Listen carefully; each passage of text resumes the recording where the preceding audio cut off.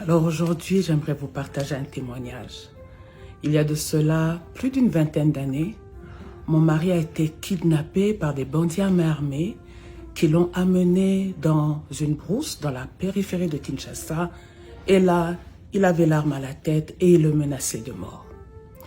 Et dans ce temps-là, lui, il est en train d'invoquer le Seigneur, de demander le secours de Dieu. Il disait, Seigneur, s'il te plaît, secours-moi, garde-moi, ne permets pas. Et Dieu va lui poser la question, mais donne-moi une raison pour laquelle je te garderai en vie maintenant.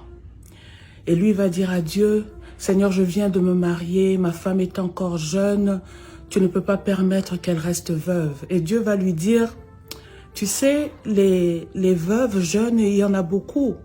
C'est que comme les autres, elle pourra refaire sa vie et puis voilà, elle pourra évoluer d'une autre manière.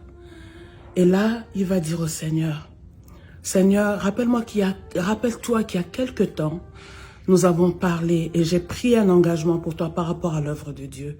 Tu m'as demandé de faire quelque chose et je t'ai dit que je le ferai, je me suis engagé pour cela.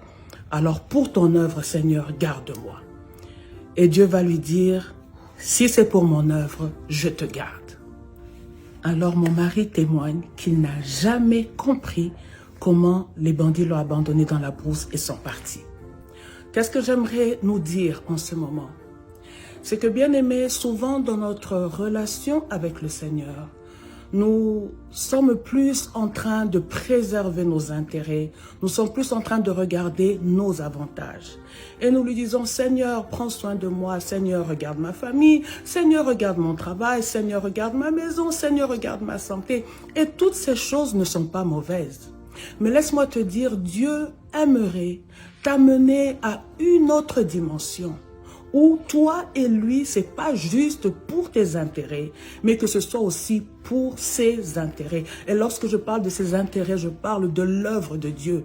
Que tu sois de ceux qui sont debout, engagés et qui se disent, Seigneur, avec mes relations, avec mes connaissances, Seigneur, avec les dons que tu m'as donnés, avec la grâce que tu m'as donnée, je veux m'engager afin que par ma présence, ton œuvre puisse aller de l'avant. N'oublions pas ce que la Bible nous dit. Cherchez d'abord le royaume des cieux et sa justice, et tout le reste nous sera donné par-dessus tout. Bien-aimé, quitte le rang de la foule qui est là juste pour attendre de Dieu. Mais sois de ceux qui se disent, Seigneur, je suis là pour toi. Suis-je en train de dire ici que parce que tu sers le Seigneur, tu ne mourras pas? Il est évident que tous nous mourrons un jour. Mais ce que j'aimerais te dire, tu ne mourras pas selon le calendrier des hommes. Tu ne mourras pas parce qu'un homme l'aura décidé. Ma prière et le vœu de mon cœur, c'est que tu sois engagé pour le Seigneur. Que Dieu te bénisse.